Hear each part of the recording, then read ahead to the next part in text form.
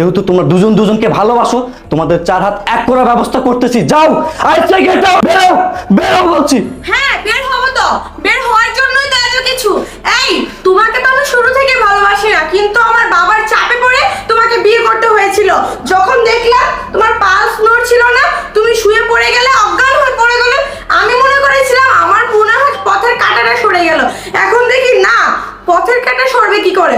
তুমি তো আমার সারা জীবনের পথের কাঁটা। আমার মনে হয় না কখনো তুমি সরবে। কিন্তু তুমি আপোষে যেহেতু আমাকে বিদায় করে দিচ্ছ, আমার কোনো আপত্তি নেই, কারণ আমার ভালোবাসার মানুষ আমার সাথেই আছে। আমি ওকে বিয়ে করে সুখে শান্তিতে সংসার করব, আর তুমি শুধু বসে বসে দেখবে। ঠিক বলেছি না জান? চলো আমরা দুজন একসাথে সুখে শান্তিতে সংসার করব। আর যাও, তুমি তোমার সব সম্পত্তি ধুয়ে দিয়ে পানি খাও। চলো তোর স্বপ্নে। যাও, বেঈমান কান্নাকিনি। আমি এতদিন কাকে বিশ্বাস করেছি?